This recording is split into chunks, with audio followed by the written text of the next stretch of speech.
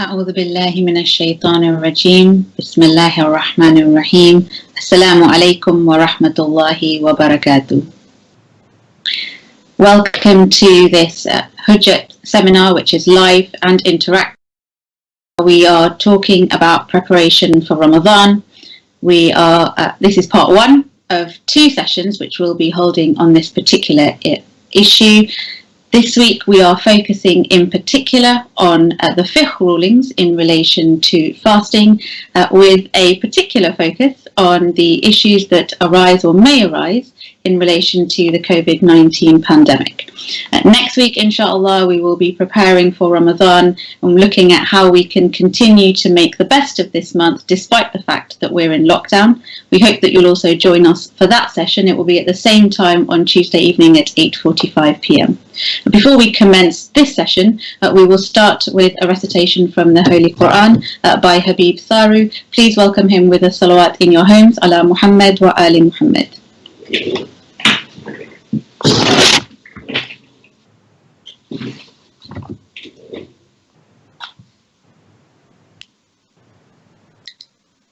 I am reciting verses 35 and 36 of Surah Al-Ahzab, the 33rd Surah of the Holy Quran.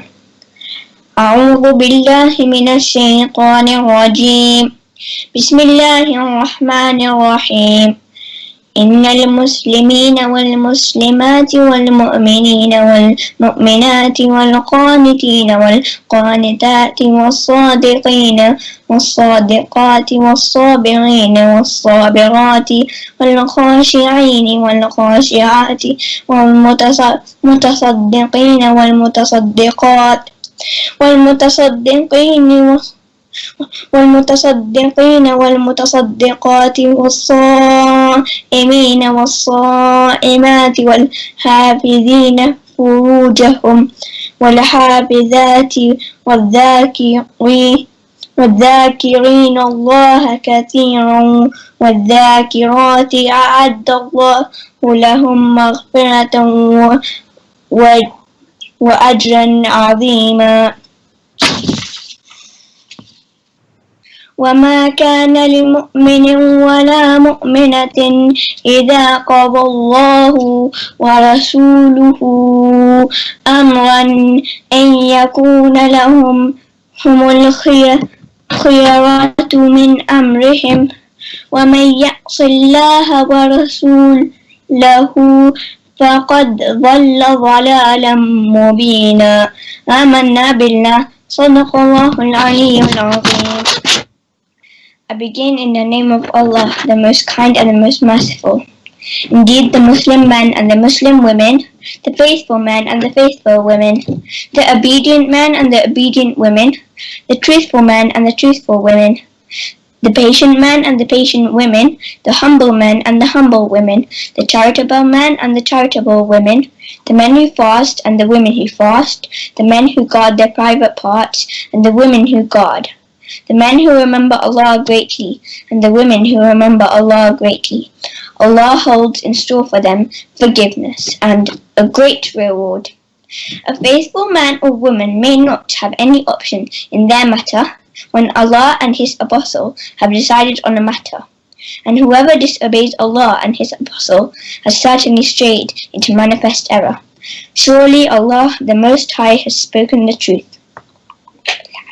Muhammad wa ali Muhammad.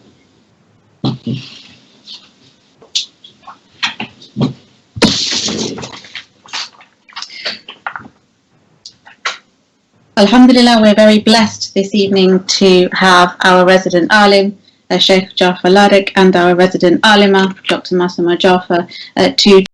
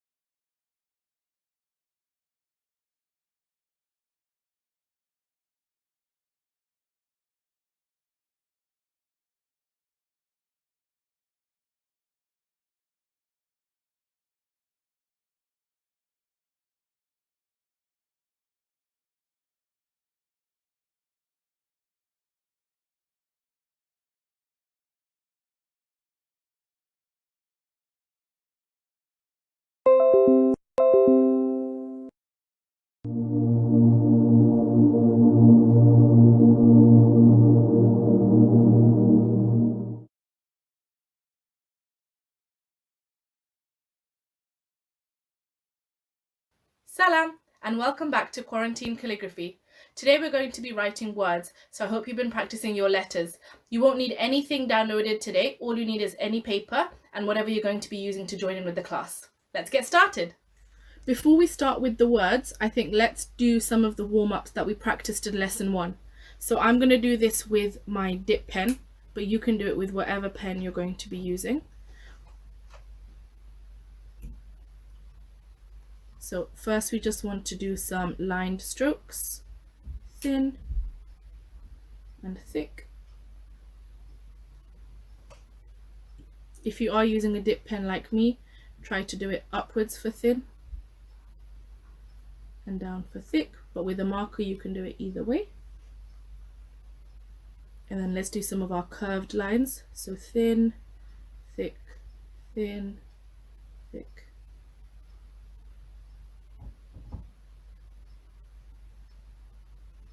Yeah. Let's do our half circles. So the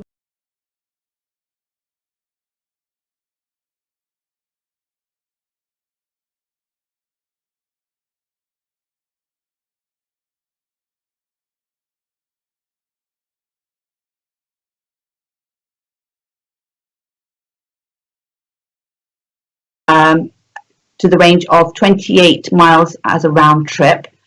So it could be 14 miles one way and 14 miles back again from the city limits. Then I can break my fast. Now, the fast doesn't automatically break when I am that far out.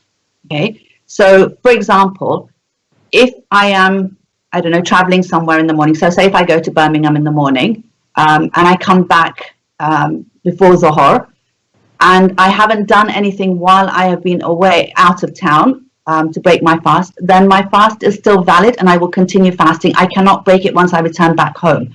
So if while I am away, while I am for 28 miles round trip outside of the city limits, I can break my fast. But if I don't, then I can't break it when I return. And that's really important to remember. If that's not clear, please do ask for clarification, and we'll go through it again. So those who are traveling cannot fast. They have to break their fast, unless obviously you're a frequent traveler or you're traveling for haram reasons. Then it's a different caveat. Okay, the next slide, please. Talks about fasting is not wajib on these specific people if there is darar or haraj. Now, darar is harm and haraj is unbearable. So let's look at each group of category of people and actually just spend a little bit of time looking at this, because this is really, really important. So if a person is ill, then fasting is not obligatory on them. In fact, they're not allowed to fast if there is harm on them by fasting, or if it's going to be unbearable. Now, harm can be in lots of different ways. So it could either cause an illness, it can aggravate the illness, it can intensify the illness, or it can delay the recovery. All of those things are considered as harm. And if it doesn't, you don't have to wait for the harm to happen. If there is a reasonable fear that harm will happen, then you are not allowed to fast. And if you do choose to fast, and that reasonable fear is shown up and it was actually harmful, then that fast will not be accepted. It is void, and you would have to give qaza of it. So you don't have an option to fast if there is harm to you by fasting. And also if there is unbearable hardship. Now, who decides what unbearable hardship is? That has to be the person who is fasting. It has to be their choice. And this is, again, going back to the Balik children. When they are young, it is, even if they're young, if they are Balik, it is up to them to decide when it is unbearable, not up to us as parents. And so they can break their fast, and they have to fast until it becomes unbearable. So you can't just say, well, it's going to be unbearable, so I'm not going to fast. With this, you actually have to fast until it becomes unbearable, and at that time, then you're allowed to break your fast. And for these people, you give the qaza, and when you're better, and if you remain ill till next my Ramadan, then you will give fidya. The group of people who are pregnant, all the schools agree that, all the marja agree that if there is fear for either the mother's health or the child's health at any stage in the pregnancy, then fasting is not obligatory on them. In fact, they're not allowed to fast. All the marja actually talk about specifically the last end stage of the pregnancy, the final stage, and they talk about it for after 7 months onwards. So usually at the end of the 7 months, so 8th month and 9th month, where there is more likelihood of there being harm without the mother really knowing. Because initially we're told that the baby will actually, the fetus will actually take from the mother. And the first trimester, the baby doesn't need to have, you don't have to increase your calories. It's more about getting the right amount of food. So the folate is really, really important in the first trimester. In the second trimester, calcium is really important because the bones are being formed and so forth. In the third trimester, it's about the baby putting on weight. So the extra calories need to be taken in. So by fasting in the last trimester, especially in the 8th and the 9th month, it could be difficult for the baby. It could also bring in premature delivery, so it may actually make you go into premature labor and bring the baby out earlier than it's ready to. So taking all that into account, the mother taking medical advice has to decide whether there is reasonable fear and therefore then decide whether she's going to fast or not. With the nursing mother, and again with the pregnancy, there is qaza to be paid and fidya and also if the fasts are not paid within that year before next Ramadan, then they would pay fidya again for those fasts. For the nursing mother, again, if there is this concept of zarar or haraj, which is, harm to either her or the baby, or unbearable hardship to her or the baby, then she is allowed not to fast. Now, again, she has to decide. Alga actually mentions, in fact, most of the marja mention the fact that if there is another option of feeding the child, then that option should be considered, unless the mother feels that this would cause unbearable hardship to either her or the baby. So it's not the concept of, I don't want to do this, I don't want to feed my child something else, or breast milk is better. It's a matter of whether the formula milk will cause unbearable hardship on her or the child. That she has to decide, and then decide whether she needs to fast or not. It's not a sort of blanket rule that if you're pregnant or if you're nursing, you don't fast. That's important to realize, that it's not a blanket rule. It has to be an individual's decision, dependent on whether there is fear of harm or unbearable hardship. And again, if the nursing mother chooses not to fast because she feels that there is unbearable hardship, then she will give qada and fidya. And also, if she does not pay back those fasts within the year before Ramadan, then she will give another fidya for each of the fasts that she left. The last one is old age. And again, this is, there is no specific age given. I've been asked this quite a few times. There is no specific age given. It really depends on when you feel it is going to cause you harm, or the doctors tell you that it's going to cause you harm if you fast, and medical advice has to be taken when it's about harm to the body, or if you feel that it's unbearable hardship for you. If that is the case, then you do not fast, and obviously you're not going to get past old age, so there is no qada on you as such, and you will pay fidya for every fast that you leave. Through all of this, I think it's really, really important to listen to the medical advice, but also listen to our own bodies, but not be silly with it, because if you do fast and there is harm, then that fast is void anyway. So it's important not to, push yourself so much that you actually cause harm to your body, because that's not what Allah wants from us.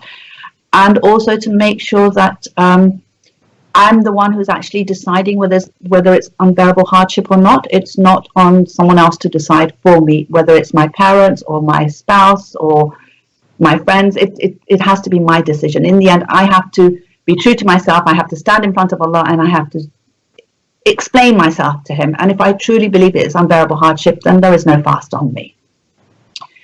Finally, I want to finish with Aga's response to the coronavirus. So can I have the next slide, please?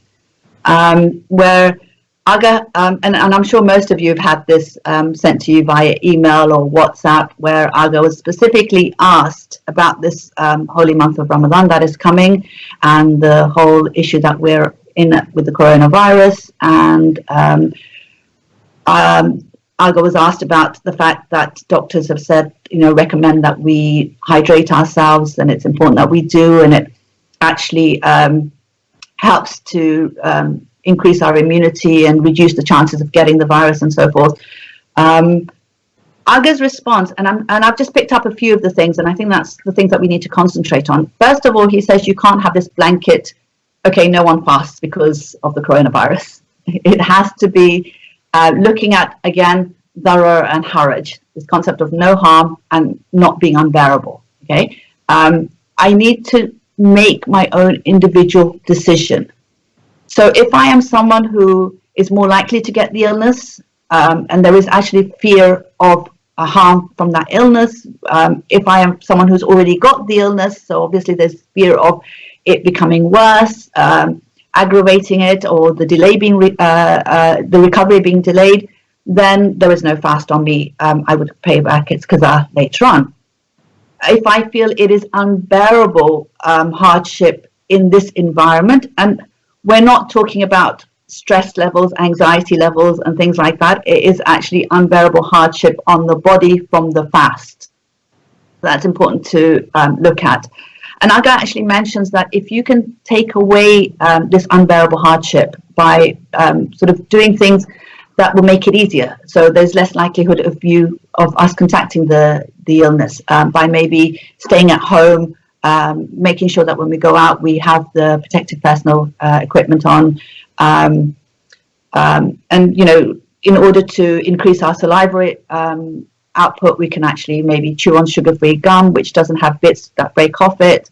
So there's lots of things that we can do, and again this also applies to pregnant women, nursing mothers, that if they can do something that will actually help them so that they don't need to lead the fast. So, eating the right types of food, making sure that they hydrate themselves properly, maybe even staying in bed and not doing much around the house, because the fast is wajib. Everything else is not, including nursing your child is not wajib. It's a very, very highly recommended mustahabat, but it's not wajib. So, even if it means I stay in bed the whole day and don't cook and don't do any of the housework, but it means I'm able to then fulfill my wajibat of my fast, then that's what I should do, and the rest of the family need to then chip in and help.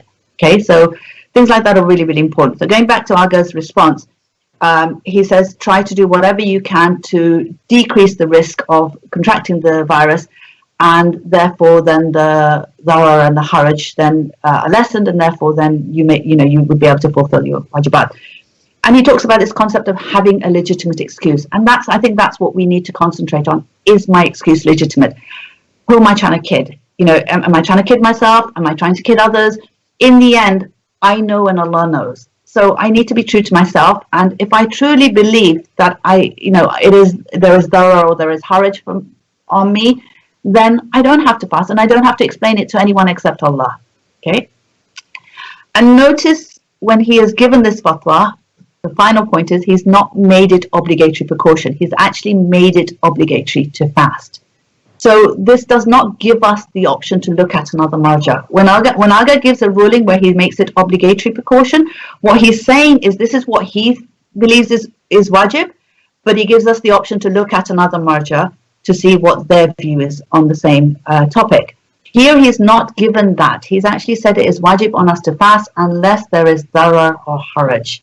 So we don't have the option to look at to look at the next marja. We have to follow Aga's ruling and fast unless I feel there is darar or haraj on me.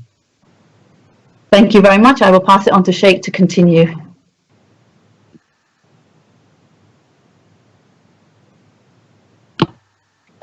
أعوذ بالله من الشيطان الرجيم بسم الله الرحمن الرحيم وصلى اللهم على سيدنا ونبينا محمد وآله الطاهرين.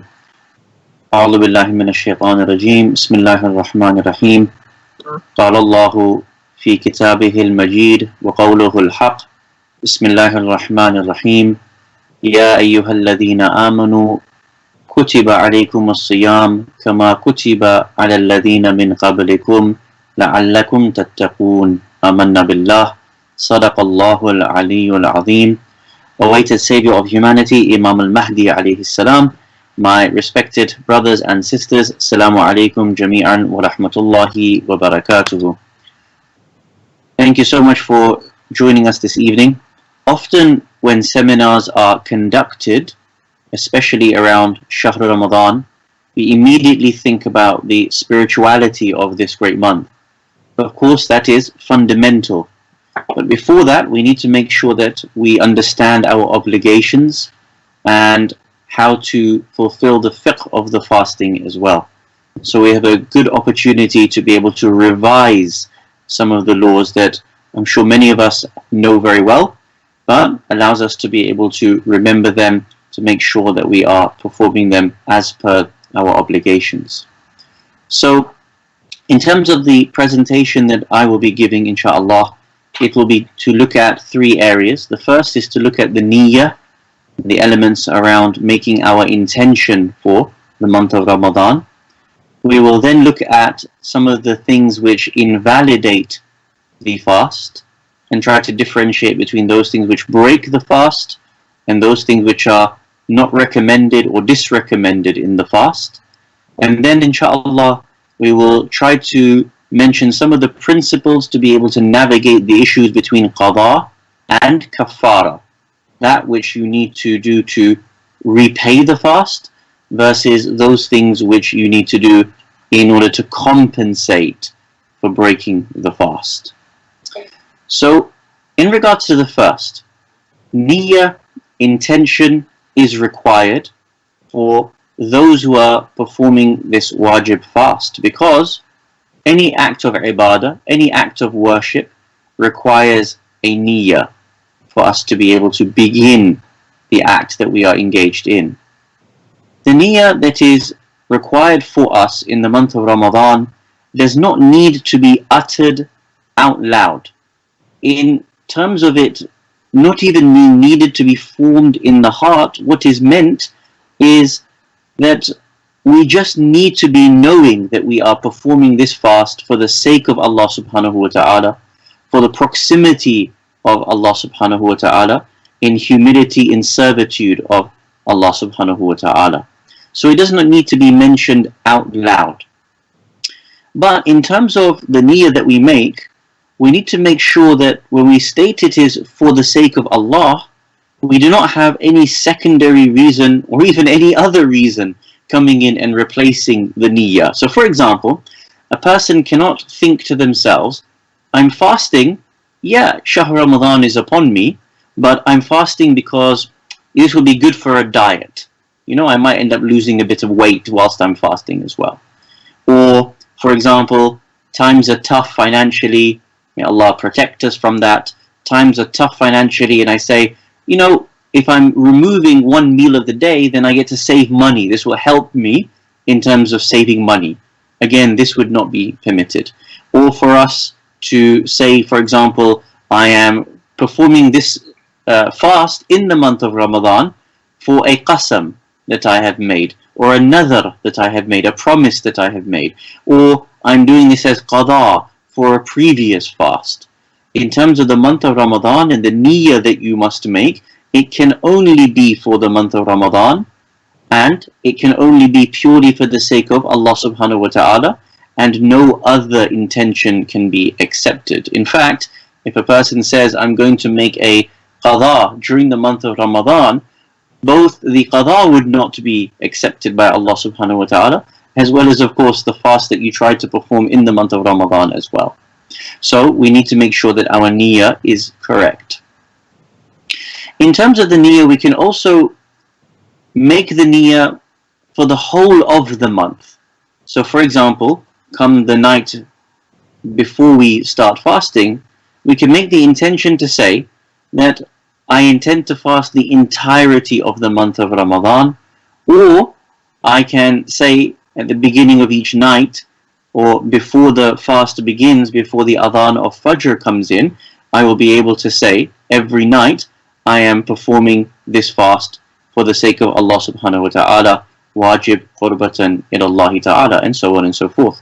Of course, if, for example, I decide to choose the second, to make a niyyah every single night, then I need to make sure that I do keep it every single night. Of course, if I keep it at the entirety of the month, then if something comes in between, then I need to make sure that I am aware that I'm restarting my fasting for the month of Ramadan. We also have the issue of when the niyyah needs to be completed by. And that is that the niyyah needs to be done before Salatul Fajr, before the adhan of Salatul Fajr comes in. Now, if one has a scenario such that they sleep before the morning time and they wake up before Dhuhr, it is valid for them to be able to make the intention that they are going to start the fast. However, if they wake up after Dhuhr, they cannot make such an intention. The niyyah would not be valid. They would have to perform a qada, but of course they would have to ensure that they remain not eating in that day in which they have woken up. So you can see on the screen some of these notes have been mentioned, and also we have some of the details for those who have a wajib fast, such as a wajib fast that does not need to be made up immediately, like a qada fast, or also a mustahab fast. And it's also important to know that a person cannot keep a mustahab fast if he has a qada on him. So for example, right now, if a person still has a qada on them, a person must make up those qada, and so the niyyah of the fast must be to make up a qada fast before they start to embark on participating in a mustahab fast. I hope this inshallah covers the niyyah succinctly enough. Of course, if there are any questions, we will be taking questions immediately after the presentation, inshallah. So we move on to the next subtopic of our discussion, and those are the things which invalidate the fast. According to Maraji', may Allah bless them all, they have slightly varied opinions as to the things which invalidate the fast. Some Maraji' consider there to be 10 things. His Eminence Grand Ayatollah Sayyid Ali Hussein al-Sistani, may Allah protect him and grant him the longest of lives to continue leading us, he has 9 things which invalidate the fast. Eating and drinking is 1 and 2, we can put them together. The act of sexual intercourse, which might be, and we can discuss if there's questions, but it would be the penetration, even to the smallest degree, which we can detail if someone needs to know. The sexual intercourse invalidates the fast, even if there has not been any ejaculation. Masturbation, if a person performs masturbation, his fast becomes void. Ascribing lies or false things to Allah subhanahu wa ta'ala, the Holy Prophet Muhammad sallallahu alayhi wa alih, and the Holy Ahlul Bayt alayhimus salam. This would be obligatory precaution. If someone intentionally ascribes something false or a lie to them, their fast would become void. After this, there are another group of things which invalidate the fast. To swallow thick dust. So what is important here is to know that it is specifically the comment of thick dust that would invalidate the fast.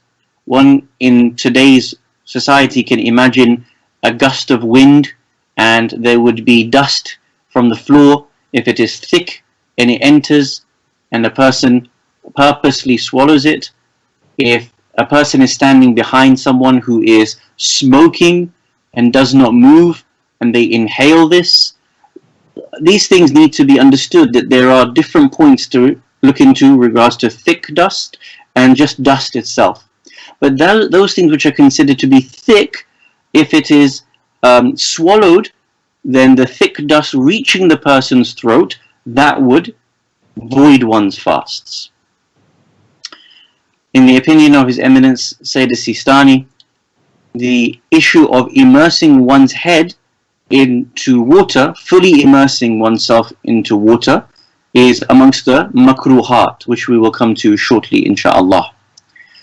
Remaining in the state of janaba or hayd or nifas until the adhan of fajr, if a person requires the wajib ghusl of janaba, for example, and does not take it out intentionally until the time of Salatul Fajr, the adhan of Fajr, their fast would be void.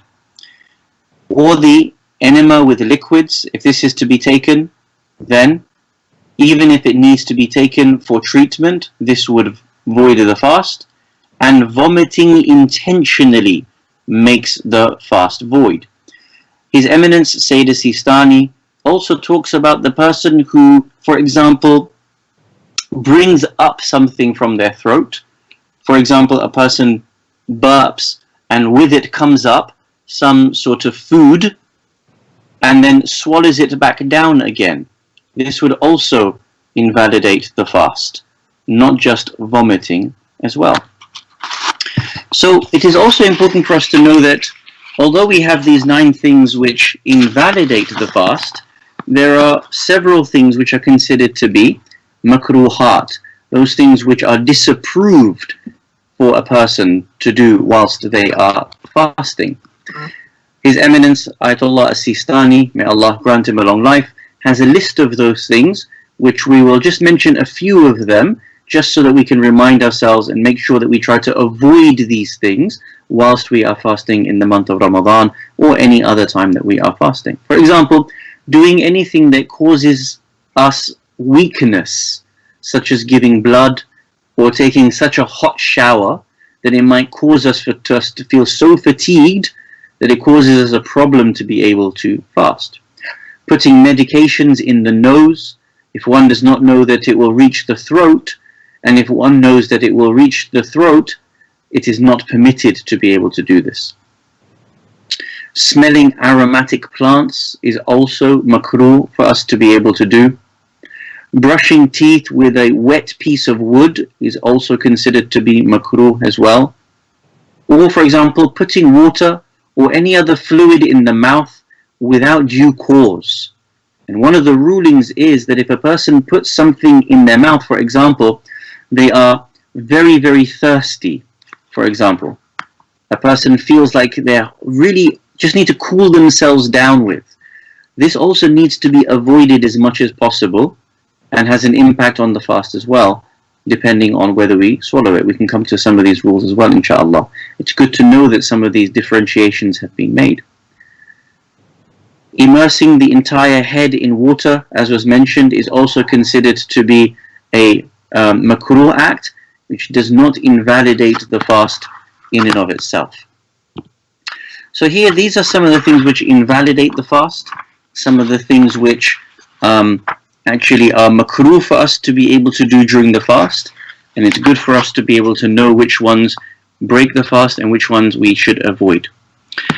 We also need to discuss the matter of qada and the matter of qada and kafara, and the matter of qada and kafara which would require all 3 kafarat.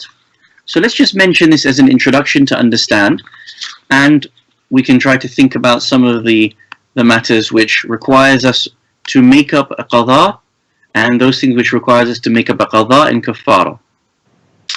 So we have 3 principal rulings here. The first one is those things which necessitate a qada but don't require a kafara. Number 1. Number 2, we have those things which are a qada for the fast, which also require a kafara. Now on the screen you can see in front of you, inshallah, the slide that talks about how there are 3 different types of kafarat. Sometimes an act might cause us to have a qada and one of the 3 kafarat, which you will have to choose. And then there is a third time when a person may do something which is causing a qada and all 3 kafarat to take place. let us mention some of these inshallah, so we're a little bit acquainted with them. And of course we can either try to answer questions, or in your own time you can refer back to the Masail of Sayyid al-Sistani or your Marja inshallah. So what are those things which necessitate a qada but not a kafara? And there is a few lists, but I'll just mention a few of them. For example, if a person was to make an intention not to fast, or intention to do a breaker, something that breaks the fast, this in and of itself would cause a qada. But you would see, for example, another ruling where if water was to be taken to cool down the person, and it goes down the throat of the person, he drinks this, but of course he was not intending to drink it, but he wanted to cool down himself by having water in and around his mouth, then this would also necessitate a qada. Or for a person who doesn't know the rules of janaba, they are supposed to know the rules of janaba, but for whatever reason they haven't bothered to read, to check them, and a person then begins the fast whilst they're in the state of janaba, they would then have to pay back the qada, but there is not a kafara associated to this. However, a person who deliberately breaks the fast in one of the ways in which they are not supposed to be breaking their fast, some of the things that have actually been kept as a things that they're supposed to do during the fast to keep away from, if they do this, then they would have a qada and one of the three kafarat on top as well. So for example, if you intentionally leave a fast of Shahr Ramadan. So for example, a person wakes up and says, I'm tired, you know, I've already done 12 fasts. I can't be bothered with number 13. You know what, I deserve a break. That's an example. Of course, may Allah protect us from this.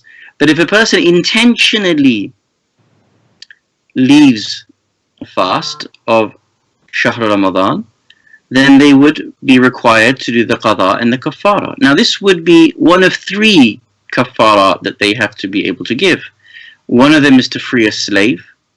One of them is to fast for 2 consecutive months, which would be, for example, the whole 2 months at one time, or a person continuously for 1 month and a day, and then continues on the rest to be able to make up the 2 months. Or, for example, feeding 60 poor people, the equivalent of which is to provide a staple food to every one of those 60 people, the equivalent of which is called 1 mad, which is a weight, the equivalent weight of 750 grams, of which you would provide to them a staple diet such as wheat or bread or rice or barley or dates or something like that.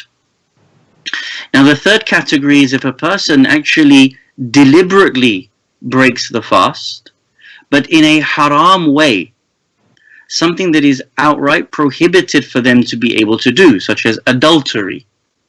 God forbid. If a person does something like this, then not only would they have the qada, not only would they have the kafara, but they would have to do all three of the kafarat, and not just be able to choose one of the three kafarat.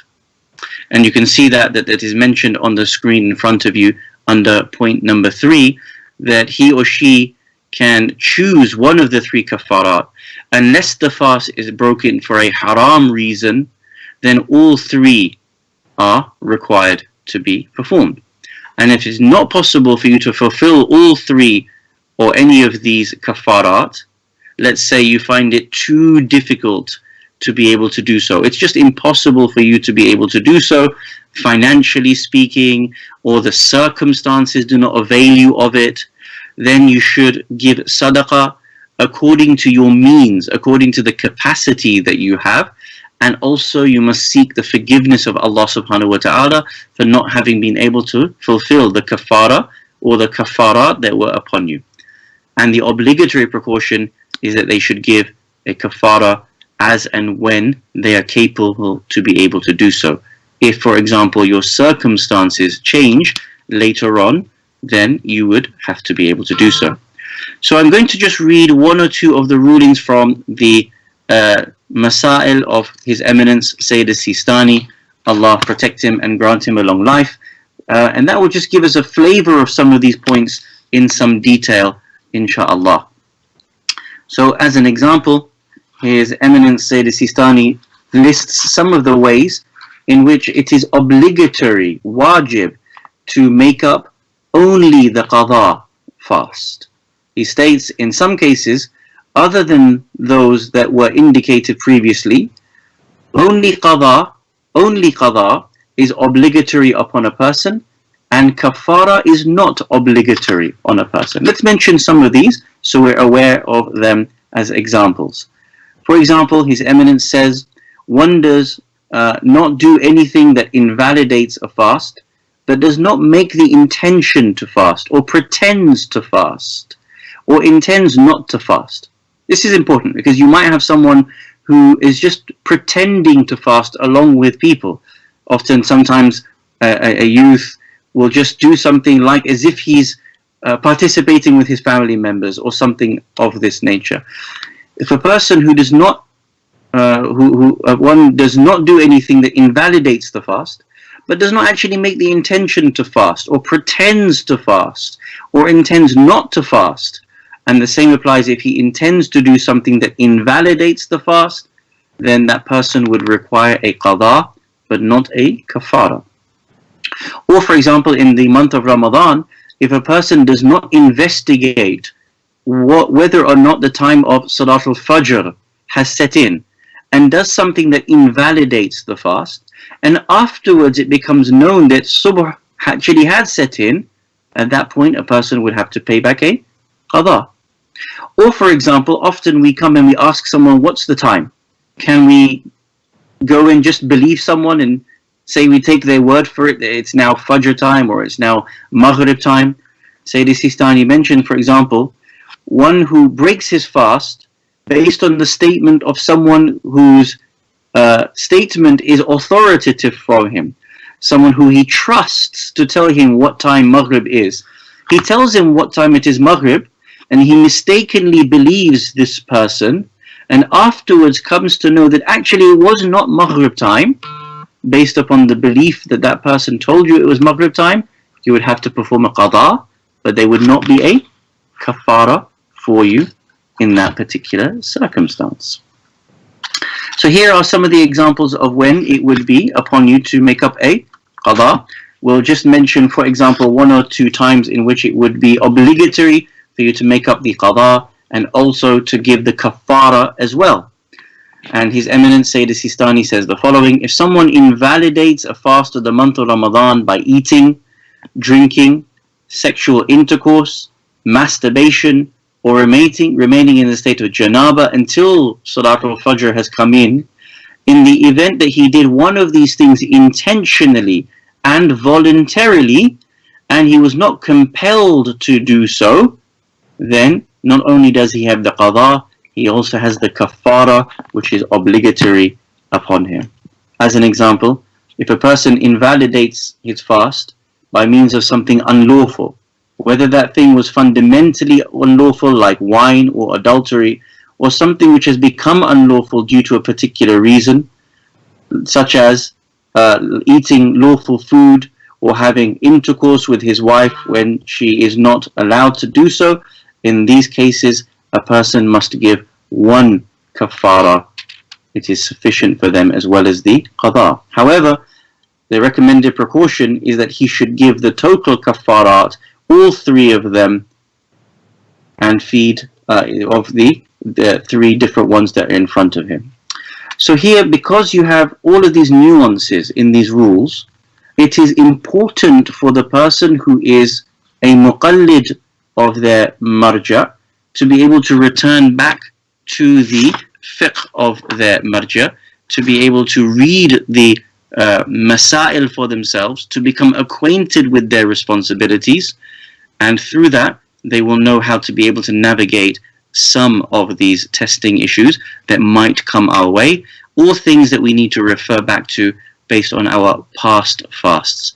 Inshallah, this presentation has been of help, and inshallah, we hope that all of our fasts are accepted by the grace of Allah subhanahu wa ta'ala, and that we can maximize our fasts in this blessed month of Ramadan, which is nearly upon us, inshallah.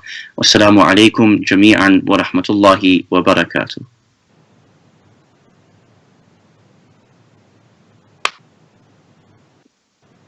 Thank you, Sheikh and Dr. Masuma, for your presentations. Thank you to all of you who are tuned in, who are listening and watching online. We've had a number of questions. Please do keep them coming. We'll attempt to go through as many of the questions as we possibly can. You should, I hope, see the questions on your screen in front of you. Let's just take one first. There are rumours that due to COVID-19, Ramadan will be cancelled this year and we will not be obliged to make the fasts up as the virus is God's creation. Is that true? I think the answer is fairly obvious by now, or at least I hope it is. Dr. Masuma, perhaps you just want to once and for all clarify that question, because it does seem to be going around quite a bit. The rumours are wrong. Obviously, my Ramadan is not cancelled, and we pray that it isn't. It's such a blessed month. Why would we want it to be cancelled? There is so much barakah and blessing and forgiveness in this month. We should be looking forward to it, not dreading it. And as I said, it's everyone's individual decision, looking at Zahar and Haraj to see whether fasting is obligatory on them or not. And we pray that Allah accepts whether we fast or not, depending on what is due on us. He accepts that from us, and we grow closer to Him through this blessed month, inshallah. Sure. Inshallah. Thank you. So we have had a number of questions. I'm going to try and take them as much as I possibly can in groups and link up those questions which are related. But obviously there are questions coming in as we speak. So let's just take the question that's at the top of the screen, which is the one that seems to have had the most likes so far. It says, I'm not leaving home. However, 2 of my family members work for the NHS. And I presume, therefore, that obviously they will be leaving home, and therefore they may increase the risk, I presume, of this individual contracting COVID-19. Should I fast or follow the doctor's advice? It appears that the doctor's advice may well be not to fast, given the way that the question has been framed. Dr. Masuma. Again, it's not a blanket ruling. They have to decide whether by fasting, does it actually cause them harm? Is there more likelihood of them getting the illness by fasting? There has to be reasonable fear.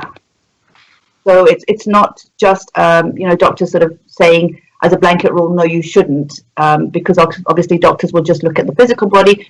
You're looking at your own physical body, and everyone's physical body is very, very different. So it's important for us to sort of look at our own physical body, look at whether there is reasonable fear, and then decide for our own selves whether we should or shouldn't fast. I don't see personally how not fasting would actually cause more likelihood of me getting the virus, because if my family member is going out and they're coming back, whether I'm fasting or not, the virus will, I may contract that virus. And like Aga says, if it's about keeping yourself hydrated, we just need to make sure we're eating the right types of food at iftar time, making sure we're hydrating ourselves as much as we can through the night, and then we have the option of having sugar-free chewing gum in order to keep our saliva continuously coming, so that our throats aren't dry.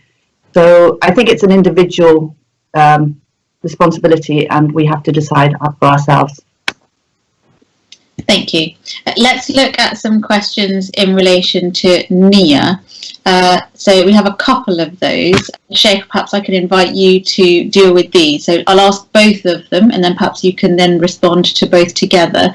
The first is, when is the earliest the niyat for the entirety of the 30 days can be made? And then there is another question, which I will also highlight. It says, on the topic of niyyah, does a woman who has a break for her menstrual cycle need to redo her niyyah after the end of the period of hayd? Maybe Dr. Masuma can answer the question about the period, if that's... possible? Yeah, so because the fast of the whole month is ibadah in itself, one ibadah, then yes, you make the niyyah at the beginning, but if you take a break, then you've actually broken up that ibadah. So when you restart fasting again, you will have to redo the niyyah again for the remainder of the month. Ahsant. Bismillah ar-Rahman ar-Rahim. The fast, of course, sets in from the subh of the morning, at the time of the adhan. And so our fasting is to abstain from that point onwards. If we are trying to say we can make a niyyah as early as possible, then of course a person from now is intending to fast in the month of Ramadan. But in reality, when it comes to this first night of the month of Ramadan, this is the peak time to be able to make the niyyah. That we've now entered into the first night, the dawn is going to be upon me, and I try to make my intention from there. There is no reason for us to be making a niyyah days in advance or something like this. We enter into the month, and the idea of the niyyah is to be in a state of focus, consciousness, to draw in proximity to Allah subhanahu wa ta'ala for the act.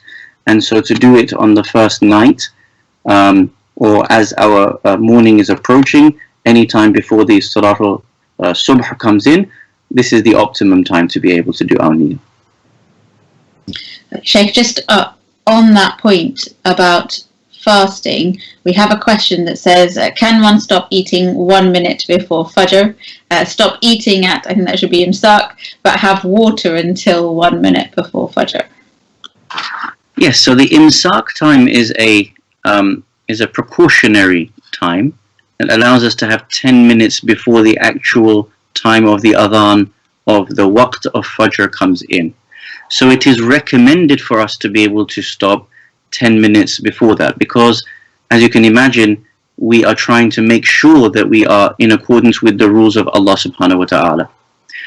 However, up until the adhan of Fajr, before that, we are allowed to be able to eat or to drink or to be in the state of janaba and so on and so forth. But the precautionary suggestion is definitely to wait till to stop at imsak time, which will be approximately 10 minutes before the adhan of Fajr comes in. Thank you. Yeah, sorry, can I just add something here on niyyah? It is very, very highly recommended that we join the 2 months together. So the Shaban to my Ramadan. And Aga is actually different to Sayyid Khoi, where he says that on the 30th of Shaban, you can actually make a dual niyyah. So you can make a niyyah that if this is the 30th of Shaban, then I'm keeping a mustahab fast or a qaza fast, whatever is due on me. And if it's the first of my Ramadan, then it will become, it is my Ramadan wajib fast. So you can actually, a lot of the times, you know, there's confusion whether this is the beginning of the month or not. So it's actually a really good idea for us to fast that last fast, just in case it may be the first month. And if it's not, it's really highly recommended to join the 2 months anyway. And the other thing is it actually helps us to get into get over the withdrawal symptoms that we will have of not eating, not drinking, not smoking, or whatever it is that you have the withdrawal from, and not lose out so much on the actual month, inshallah. Inshallah. Ahsan. Inshallah. Thank you. Let's look at the questions which have had the most likes, it seems. So we have one: if your work is 14 miles outside of your city limits and you commute there daily, does that make you a frequent traveller? Dr. Masuma, I think this is something that you had referred to in your presentation. Yes, you're considered as a frequent traveller there because you're going there and back every single day. So you would have to fast when you're traveling. We haven't actually taken that much time to discuss the traveling rules to do with my Ramadan, because most of us will not be traveling.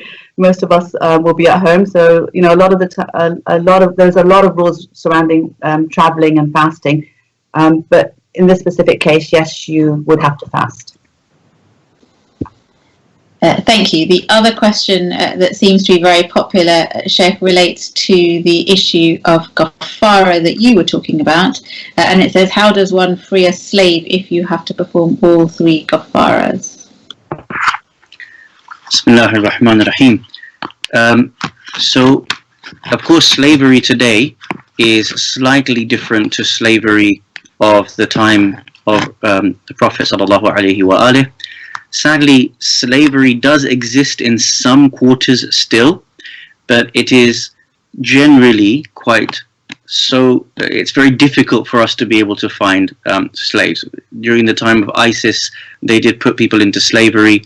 Certain places in Libya, slavery does continue, where human beings are caught and then sold off into slavery, which would be similar to the time. And actually the United Nations does facilitate, or groups of this nature, of charitable nature, do facilitate for being able to free slaves in its modern day context. So there is still opportunity to be able to do so, however narrow the meaning may be. The ahadith actually stated that if you cannot find one of these 3, then it drops. So if you state that slavery is unavailable today to free someone, or there is no means for you to be able to free a slave, then that obligation drops, and you would still have to fulfill the other 2 kafarat of the 3 that you would be required to do if all 3 were upon you. Thank you. Dr. Masuma, perhaps if I can address the next question to you. It says, if I'm not fasting due to medical reasons, another person asks me if I'm fasting or not. If I say yes, I feel ashamed to tell the truth. Is that known as a lie? I presume if they were to not disclose that they were not fasting.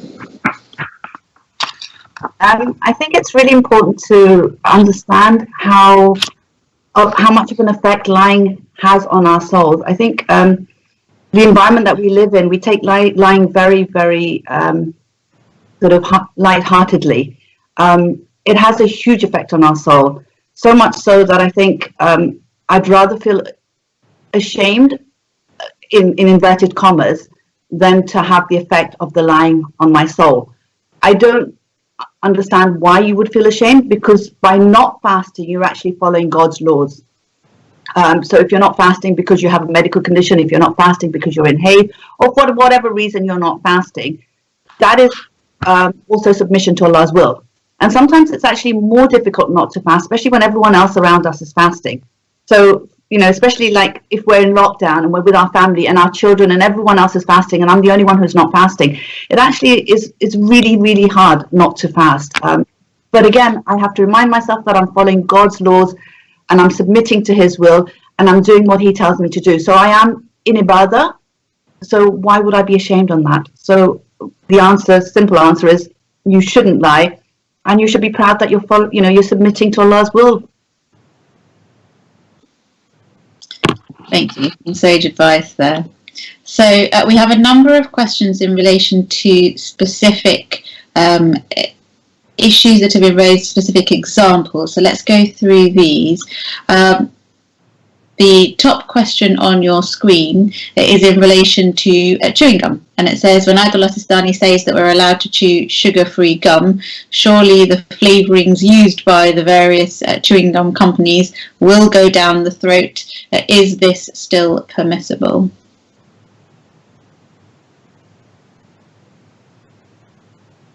I suppose, because I've mentioned it, I should answer this. Sheikh, please, if you want to jump in, feel free to. My understanding is that there shouldn't be anything from the chewing gum that goes down your throat. So it literally should be something that is you're chewing on in order to increase the flow of saliva in your mouth.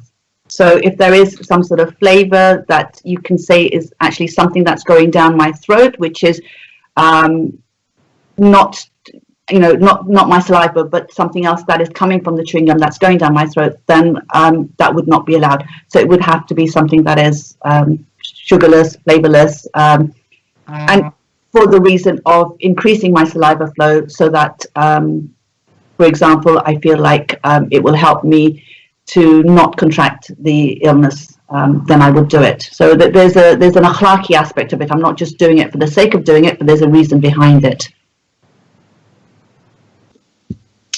Thank you. Sheikh, we have a question that's related to some of the points that you had raised earlier.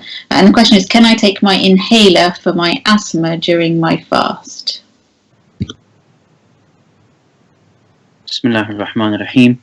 My understanding is that it's permissible for us to be able to take the inhaler. Maybe I'm not a medical expert here, so I don't know, but I don't think it's considered to be anything as thick dust, and it's not considered to be anything as being eating, unless there's, Dr. Masuma, this is not considered to be thick dust as going down the throat. Is that correct?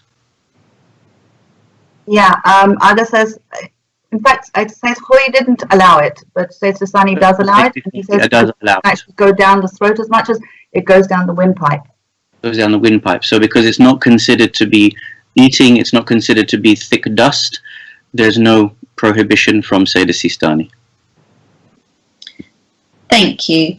Dr. Masuma, a couple of questions that perhaps if I can address to you in relation to some of the issues you had raised. The first is this: a 10-year-old girl has tried to fast, but each time she suffers from severe dehydration or vomits. Should she still attempt to fast? And if she vomits, is her fast void? Yes, she should attempt to fast until it becomes unbearable, and she doesn't have to wait till it becomes so severe that she actually vomits. When she starts feeling lightheaded, she's allowed to break her fast, but she can't not fast at all. So she has to start the fast and then break it when it becomes unbearable. If she does vomit intentionally, then her fast is void, as Sheikh said.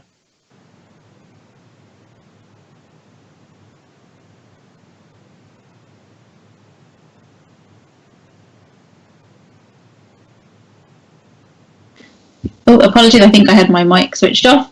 Hopefully you should be able to see the question in front of you. It says, I'm 12 weeks pregnant after trying to conceive for a long time, 5 to 8 years, and a few miscarriages. Will fasting be obligatory on me? Again, I think you need to talk to your doctor, find out what, if there is a medical reason for you not to fast. We're told that a lot of the times the fetus actually takes from the mother. So it's the mother that will suffer rather than the fetus, especially in the early stages of pregnancy. But because you've had a few miscarriages and you've had difficulty conceiving, I think it's important that, in fact, at any time it's important to seek medical advice and then decide after you've sought medical advice on whether there is hardship or fear of harm. Remember, you don't have to wait till harm, it's fear of harm. So it's your decision in the end, but after you've sought professional advice. Thank you. And I presume that the answer to the next question is probably very similar. So let's just take it together. It says, whenever I've tried to fast, the acidity makes me vomit by about 2/3 of the way up through the fast and makes me suffer from severe tummy pains. Should I still fast? So again, if this is a chronic condition that they have where they've, tried to fast and it happens every single time, then you can actually say, okay, this is something that, is I have this illness that I cannot fast, and therefore it's not obligatory on me. But if there is something you can take which will help you, so if it's not a chronic illness as such and it's just acidity, and you may be able to take certain types of food, maybe take something, some sort of tablet, something that will help, and then try it with different methods to see if you can make the fast. Then that would be, you would have to do that. So again, it's taking medical advice to see if there's anything, looking up on Google, trying to find the different ways of trying to manage the acidity, and then trying to fast. But if it's something that continues constantly, then you would then not fast. Thank you. You mentioned chronic conditions, so I'm going to trouble you with the next question as well. It says, what are the rulings for people who have chronic conditions such that there are days where the condition has no significant impact, but other days where it does? Okay, so again, you have to look at this concept of darar. Is there harm? When you're fasting and the chronic condition does not have any significant, the fasting does not have any significant impact on the chronic condition. So as long as you're not aggravating it, you're not making it worse, then you are expected to fast. And on the days that it does have an impact, then you don't fast, you break your fast. So again, it's not making a blanket decision over the whole month. So even with the pregnancy, the person who had asked about the pregnancy, even if you're a nursing mother, even if you have an illness, you may fast one day and take one day off, or fast 2 days and take one day off, or fast one day and take 2 days. It's like trying to keep as many as you can, trying it at the start of the day and then breaking it when it becomes unbearable. So it's trying to do as much as we can of the obligation. So even with the 10-year-old child who was finding it difficult and getting dehydrated and vomiting, maybe not fasting all of them, and maybe fasting one-offs every other day or every so often and so forth. So we don't have to make a decision for the whole month. We can actually try as many as we can to fulfill as much of the obligation as we can. Remember, with every fast, there is so much barakah, there's so much blessing in this month. Why would you want to give that up if you didn't have to? And if you do have to give it up, then you don't lose out on the blessing and the barakah, because again, you're submitting to His will. Thank you. Sheikh, we are told that praying our wajib salah is part of fasting. If we miss our fajr by not being able to wake up, is our fast still valid?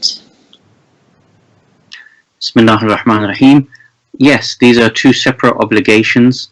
God forbid if a person does not wake up for their Salatul Fajr but has intended to keep the fast, their fast is still valid. They would, as normal, have to pay back their qada of their Salatul Fajr when they wake up, but they should continue their fast until their fast becomes completed at the adhan of Maghrib. Thank you. Dr. Masuma, we've had a follow-up to the chronic conditions question. Let me just highlight it on screen. It says, do you make up the fast later or do you just pay the fidya? So again, if you are able to make it up, you would make it up. So for example, in winter when the days are short and you're able to make up the fast, then you would have to make it up. But if the condition is such that you're not able to fast at all throughout the whole year, then you would just pay the fidya. And if you can make it up later on in life, so maybe not that year, but the next year, you would pay the fidya for not making it up in that first year, but then you would make it up as and when you can. Thank you. The next question, if someone has stomach reflux, they feel the liquid going all the way to the back of their mouth and then back down, is the fast invalid? Sheikh, I think this relates to some of the matters that you were raising earlier. Bismillahir Rahmanir Rahim. So Sayyidi Sistani talks about the issue of burping, or the issue of something coming up into the mouth and then swallowing it back down again. So I think the question is slightly different. If you could just remind me, the question said it comes to the back of the mouth, as in it comes up, or is it tasted? Is it up into the mouth, or is it just at the throat level? What was the question? So the specific question says they feel the liquid going all the way to the back of the mouth and then back down again. Sure. I'm not sure what they mean by back of the mouth, but if I just tell them the mas'ala, then maybe inshallah we can know what they mean by the back of the mouth, how far up they mean. So Sayyid Sistani in his mas'ala says, if a fasting person burps and regurgitates something that comes up into their mouth, so even in the question about stomach reflux, if it comes back up, then as an obligatory precaution, if he intentionally swallows it back down, then his fast is invalid, and he must keep the qadha fast and give the kafara, because of course this was something which was deliberately done in a way which is not a haram act of breaking the fast, but it was a way which was prohibited from doing so. So they would have to keep the qadha and give the kafara. And if eating that thing is unlawful, for example, when burping, if blood comes up into the mouth, because that would be something that is unlawful for you to eat, if blood comes up and you can taste it and you know that it is that thing that comes up from the reflux, and then you intentionally swallow it again, then it is actually better if you give the total kafarat, all three kafara. So in regards to the specific question of the back of the mouth, it depends what they mean by that, but as the opinion of Sayyid Sistani, if it comes up back into the mouth itself and he intentionally swallows it, then his fast is invalid and he is required to give a qadha and a kafara for it. Thank you. We have questions coming in thick and fast. Thank you to all those of you who are asking. We will try and get through as many of them as we can. Dr. Masuma, I think the next question relates to the comments that you were making earlier about the joining of Shaban and Maha Ramadan. It says, is there a recommendation in the Imami fiqh to not fast on the day of uncertainty, Yawm al-Shak? So as I said, on the day when, whether you're not sure whether it's the last day of Shaban or the first day of my Ramadan, Ayatul Sistani actually allows you to make a dual niyyah, and it's important that we do fast, because if it is first of my Ramadan, it is obligatory for us to fast. So on that day of, although there is shak, we don't know which one it is, you would be expected to fast. When it comes to the end of the month, when you're not sure if this is the last day of my Ramadan or the first day of Shawwal, which would be the Eid day, which is haram to fast, then it makes it a little bit more difficult. So at that time, you have to try to figure out which one it is and what's the obligation on you. If there is total confusion, you have the choice, if we weren't in lockdown, to travel. So that the fast is, then you're not doing a haram act by breaking a fast if it is my Ramadan, or keeping a fast if it is the day of Eid. But when it comes to Shaban and my Ramadan, it is highly, highly recommended to join the 2 months. So even if I haven't fasted any fast in the month of Shaban, which is very highly recommended to do, I should at least fast the last few days of Shaban to join it with my Ramadan. Thank you. We've had some questions about kafara. So it says, if last year I did not fast due to a medical condition and I have not yet fasted to make these up, do I have to pay kafara, Sheikh? Sorry, can you repeat the question? I didn't catch it.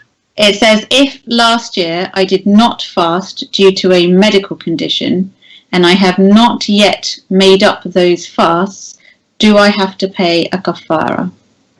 No. If you are excused because of the medical condition, then you would have to be able to pay your fidya. There is no kafara upon you. So the difference between the fidya and the kafara is the difference between a penalty and a compensation, for example. So a person who requires to pay the fidya, they have that penalty to pay for, but a person who has broken the fast deliberately, then they have a kafara upon them. So if I'm understanding the question correctly, no, there is no kafara upon that person. And just on that point, and on the point of making up or qadha, we have a couple of other questions. So it's a question that says, if I haven't kept a record of how many qadha fasts I have, and I haven't been able to make up any this year, what should I do, and how much do I need to pay? And I think there's a part 2, because it doesn't seem to link into the other questions, that says, if the amount is large and I don't feel I can afford it, what can I then do? So let's say you can make if you can figure out the exact amount of qada fasts that you owe from the previous years, such as through your diary or such as through your email or something like that, that can give you certainty, then you need to be able to find a set number that gives you certainty. If you're between two numbers or three numbers, let's say you say, I'm certain I missed 5 days, but I'm not sure if I missed 6 days, then you are obligated to go on the number that you're certain with. Even though that may be lower and you're concerned that there might be an additional day, you still have to work on the lesser number of days that would require you, because you have certainty it was 5 and not 6.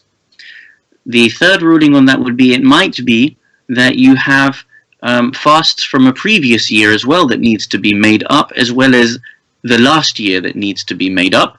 So you might say, well, I've not paid back my qada for 2017, and I also have qada for 2019.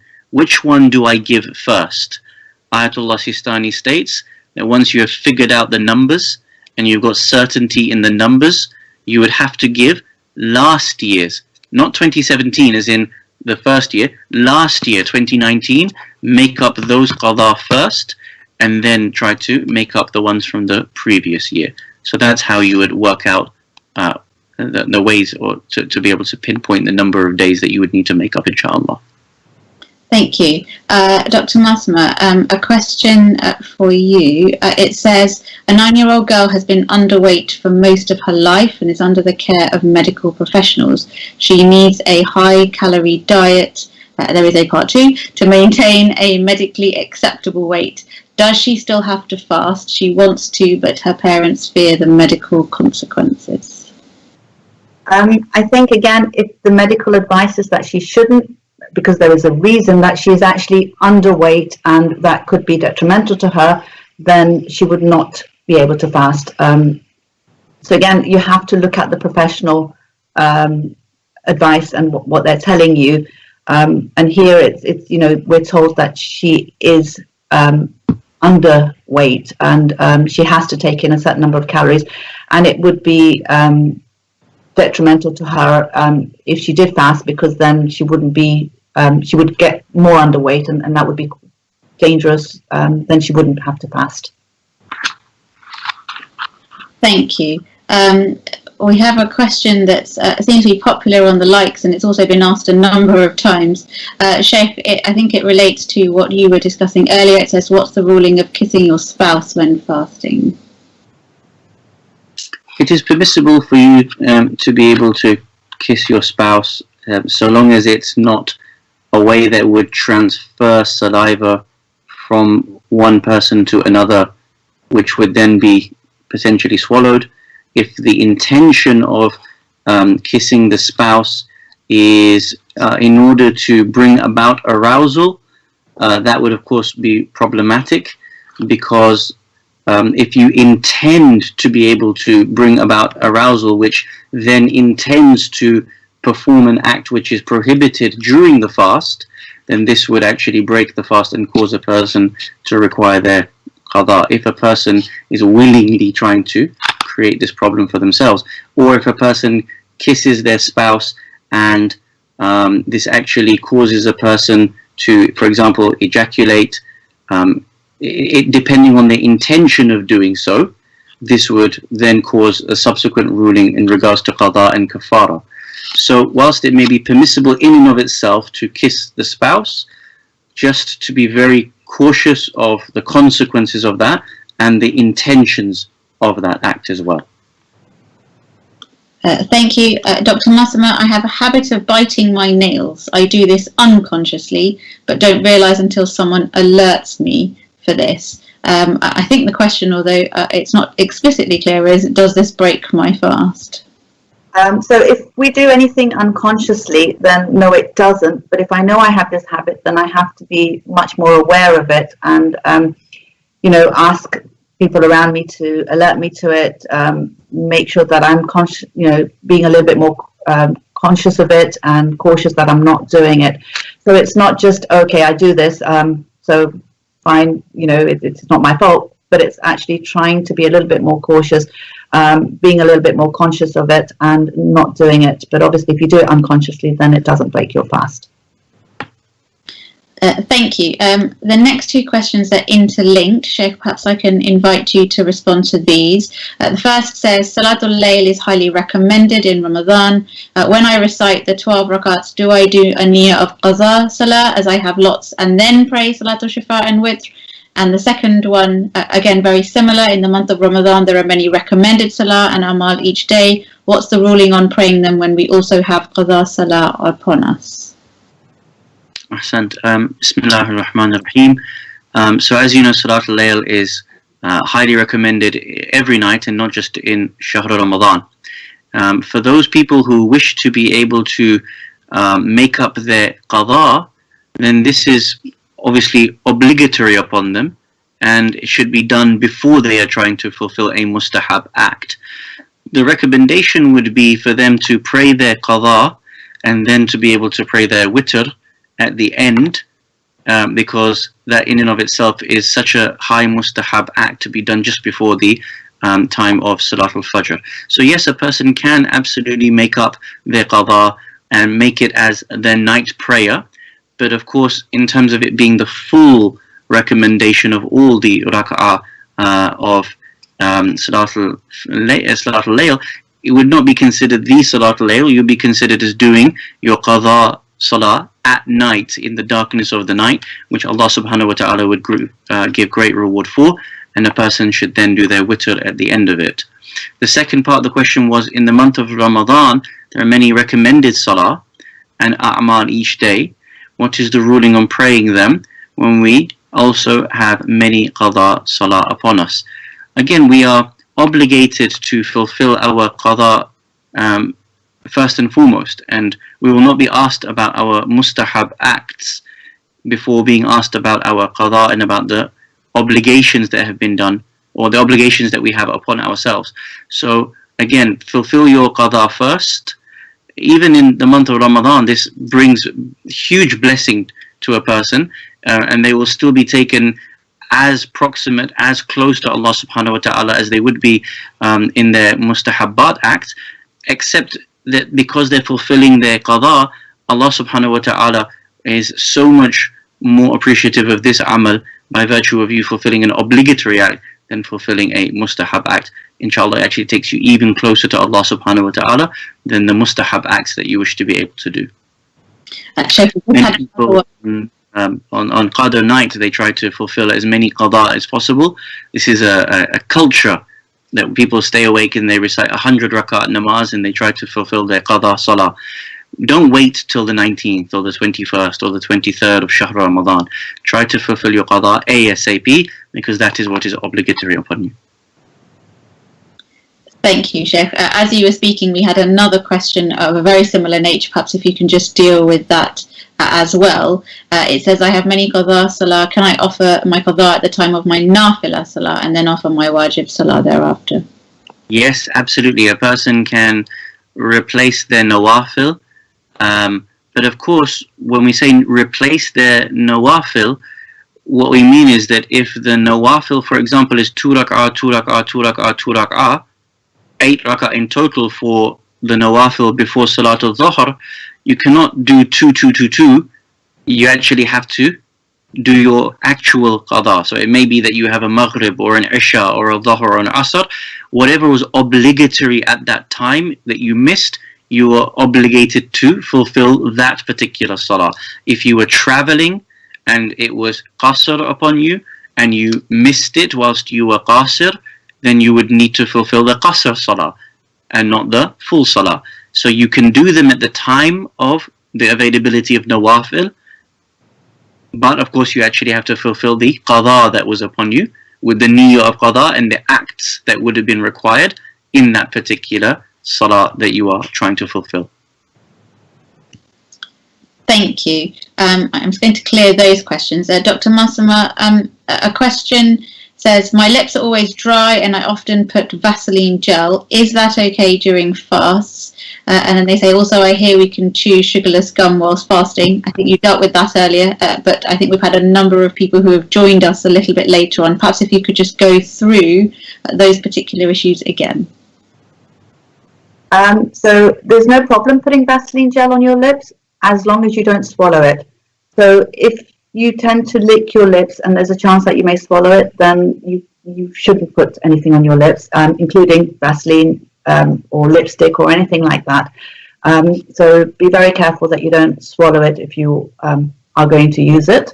And also, I think initially, yes, your lips will get dry, but your body actually does compensate for that, and it does work through it. So it's giving your body a chance to actually work through it is really important.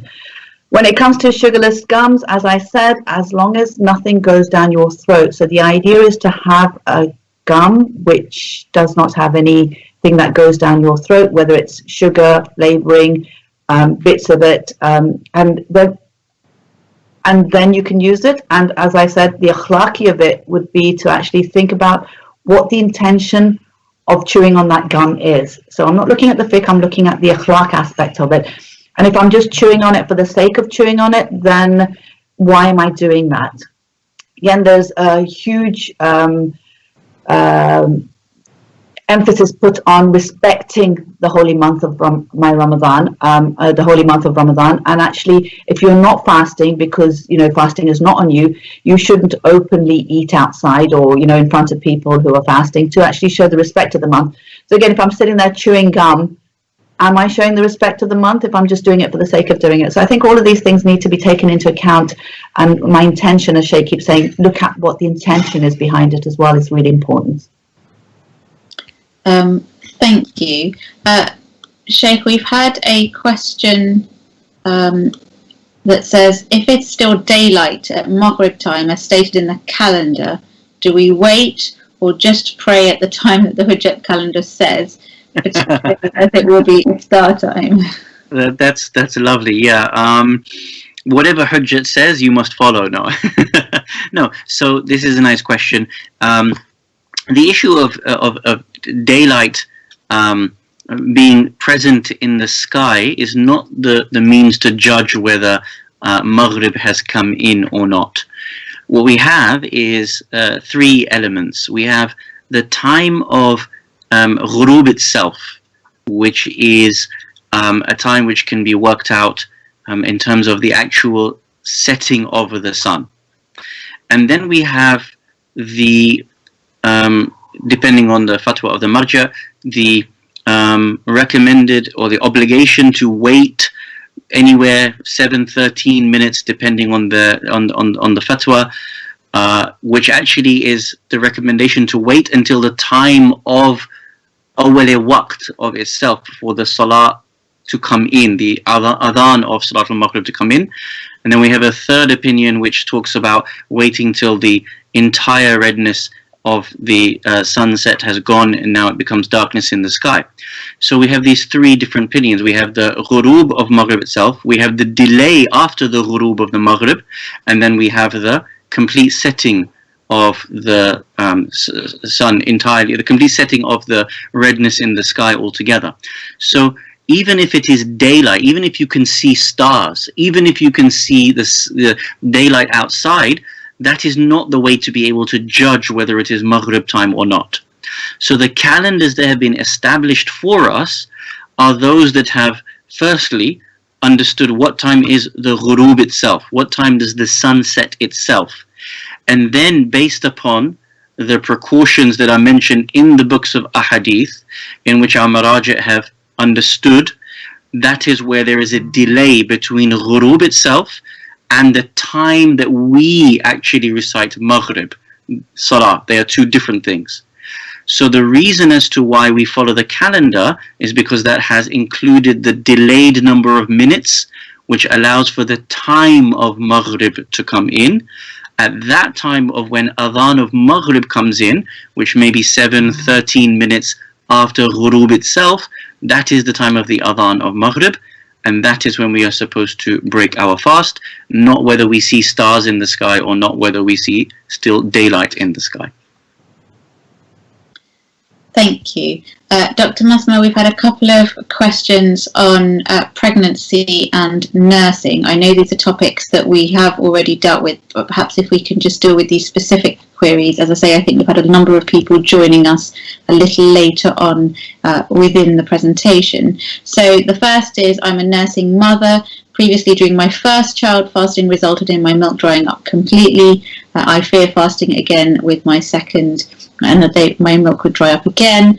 And then the other question in relation to pregnancy is, I'm pregnant and have been having morning sickness every day. I feel ill and weak. Will I still need to fast?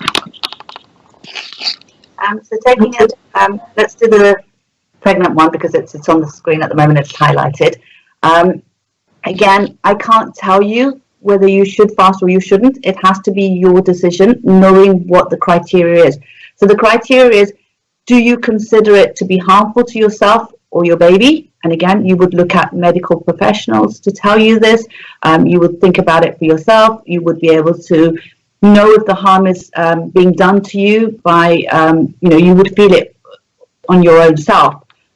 We're told at the beginning the baby will actually take from you. So there's, it's more about you being harmed. But again, if the medical professions are telling you that there may be harm to your body, you need to listen to that and take that on board.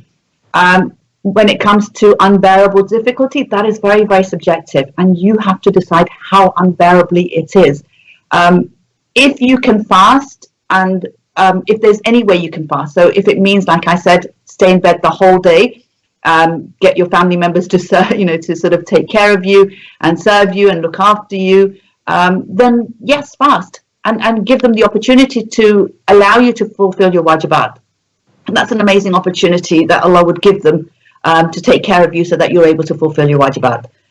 So I can't tell you whether you should fast or not. That has to be your decision, knowing what the criteria is.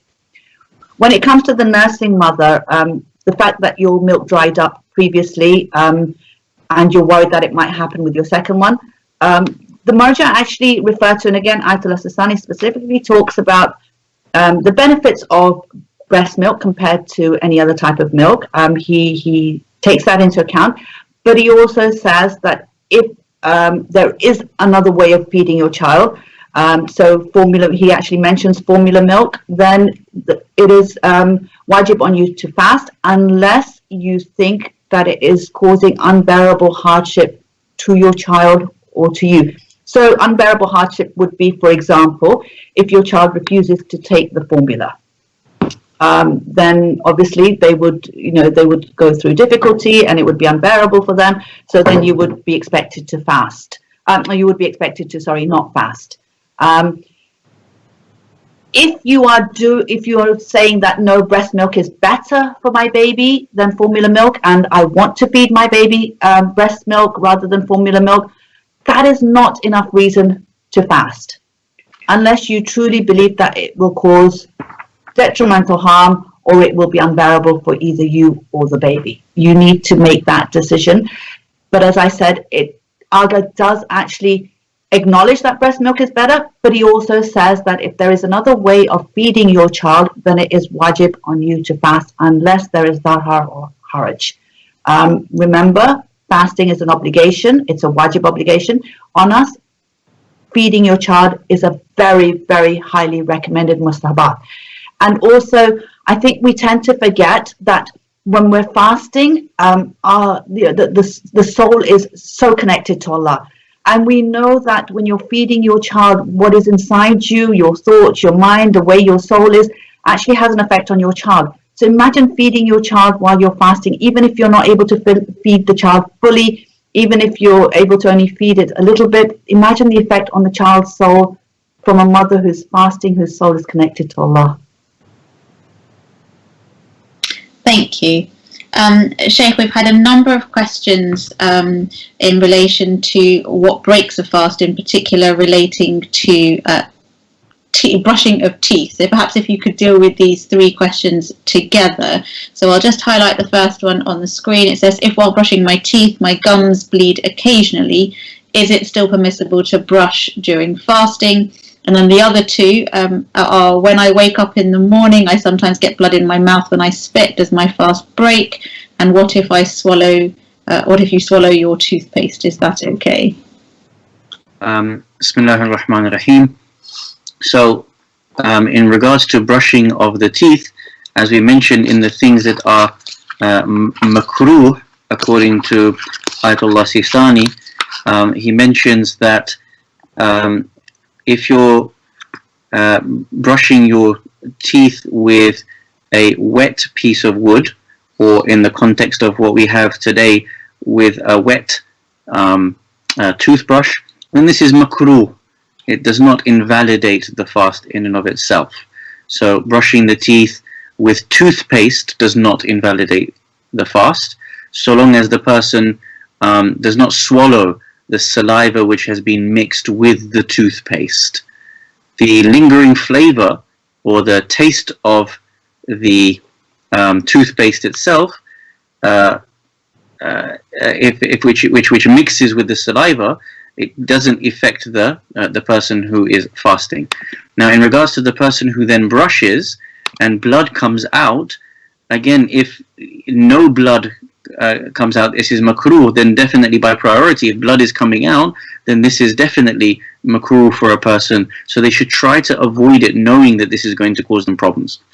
Either way, for the person who brushes, and of course there is now the wetness in the mouth, which is from an external source, not the saliva, or a person who brushes and then they have blood which may come out minimally from the gums, then they have to be able to gargle 3 times, spit 3 times. When they gargle, they spit out 3 times to make sure that that water which has come externally from the tap or wherever has been spit out and is no longer part and parcel of the saliva that is in their mouths. The person needs to make sure then that if water has come into their mouth, that they have got certainty that they've spit enough that no longer is that blood in their mouth, or no longer is that water there from an external source, which would mean that they would be swallowing that water consciously from an external source. So these would be the requirements for that person. Thank you. And then the final question before I'm afraid we're going to wrap up this evening. Sheikh, perhaps if you can deal with this as well, because it's to do with making up missed fasts. It says, I have 22 years of qadha fast that I need to make up, missed during my periods, so periods of hayd, when I didn't know the ruling. What is the kafara for this? If it's in regards to the issue of periods, can Dr. Masuma kindly... Of course. Thank you. So you need to figure out how many days it specifically is that you have missed. Because it was not done purposely, there is no kafara, but there is qadha and there is fidya that needs to be paid because it wasn't paid. You didn't repay the fast in that year. So once you've worked out how many days it is, you pay fidya for that many days of fast, and then you would give the qadha as and when you can, as soon as possible. Thank you. Thank you to our speakers, to Dr. Masuma Jaffer and Sheikh Jaffer Ladak. Thank you to our audience. I'm afraid our time has come to an end this evening. I know that we've had a few questions that we were not able to deal with in full this evening. A lot of them were similar to the questions that were answered, but if you still have outstanding queries and questions, then I'm sure if you get in touch with our alim or our alima through their dedicated email addresses, which are on the Hujjat website, I'm sure that they will do their best to try and deal with or advise or assist as best they can with the particular issues that you have. As I said at the beginning, this is part 1 of a 2-part series. So next Tuesday evening at 8:45, inshallah, we will be talking about preparing for Mahi Ramadan in lockdown, and we will be trying to focus more on the spiritual elements of Ramadan and looking at how we can maximize those, despite the fact that our situation this Ramadan is a little different to the usual, but we can still gain benefit from that, inshallah, and we will be discussing that. So please do join us for that session next Tuesday at 8:45 p.m. On the screen in a moment, you will see the schedule for the rest of the week at Hujjat. As you will know by now, I am sure there are a huge number of activities taking place online every single day. You can see that there is a packed schedule of multiple events on a daily basis. Please do take advantage of those. Although we are not able to be at the centre, there is still a lot that we can benefit from, and inshallah will be of use to us. Thank you very much again to all of you for joining us. Inshallah we will see you soon. Wassalamu alaikum wa rahmatullahi wa barakatuh.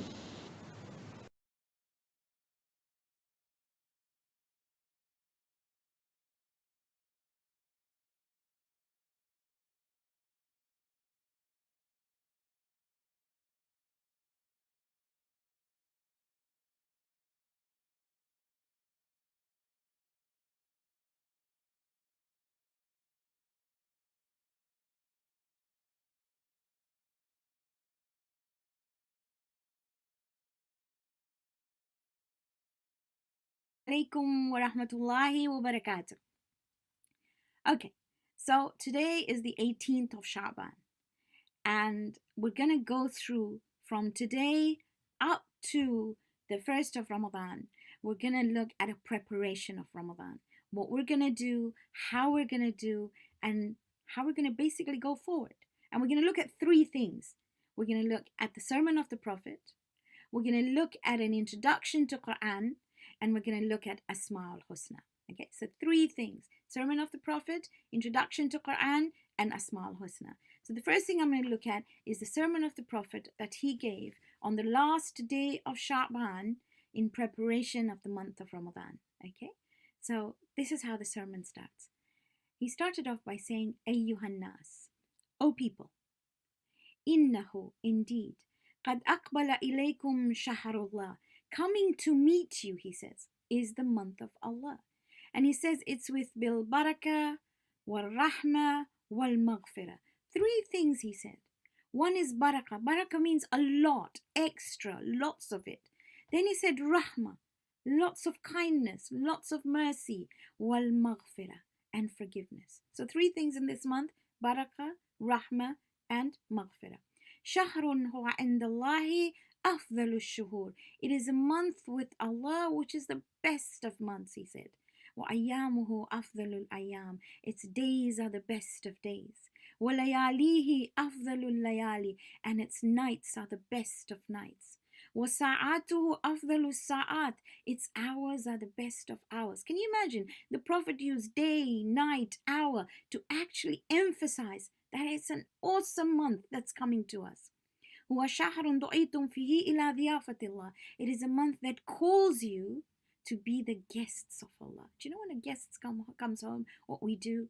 We go our extra special mile to do stuff for them. And here Allah is saying we are His guests in this month. Then He says, وَسَاعَاتُهُ, or rather He says, وَجُئِلْتُمْ فِيهِ مِنْ أَهْلِ كَرَامَةِ اللَّهِ. And He wants to make you in this month close to Him, one who is honored to Him.